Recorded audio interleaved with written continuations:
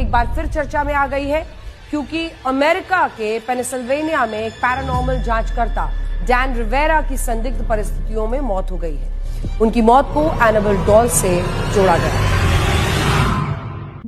एक बार फिर 2025 में दुनिया की सबसे खतरनाक डॉल एनाबेल ने अपना डर फैलाना शुरू कर दिया है।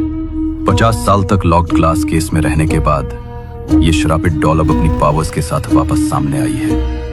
पहले हम देखते हैं कि एनाबेल डॉल की हिस्ट्री क्या है। 1970s में नर्सिंग स्टूडेंट डोना को मिला एक इनोसेंट सा टॉय, एनाबेल डॉल।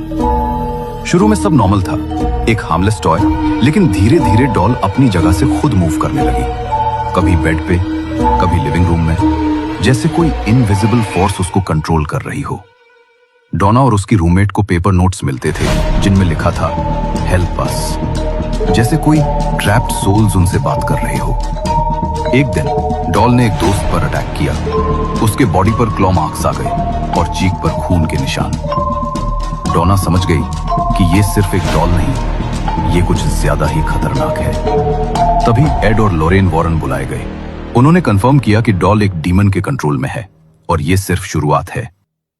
डॉल ने लोगों को डराया, चोट पहुंचाई और हर रात अपनी डार्क एनर्जी से सबको टेरराइज किया। फाइनली वॉरेन्स ने डॉल को अपने म्यूजियम में लॉक कर दिया, एक ग्लास केस में, और वार्निंग लिखी, पॉजिटिवली डू नॉट ओपन। आज भी लोग कहते हैं कि उस केस के अंदर भी वो कभी कभी मूव करती है, जैसे उसका गुस्सा अभी भी जिंदा है। लेकिन लेटेस्ट न्यूज के मुताबिक एनाबेल अब ग्लास केस में नहीं है। मतलब कोई भी अब इस कर्स्ड डॉल के सामने आ सकता है। एनाबेल सिर्फ मूवी का हॉरर नहीं, ये रियल कर्स्ड डॉल है। लेकिन कहानी यहीं खत्म नहीं होती। 2025 में एक ऐसी खबर आई जिसने सबको हिलाकर रख दिया।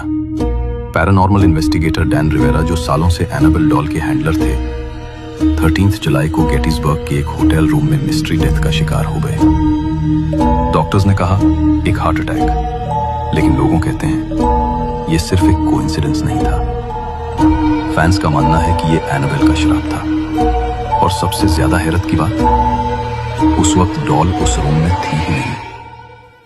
तो फिर सवाल ये है, अगर डॉल वहां नहीं थी तो डेथ का असली कारण क्या था?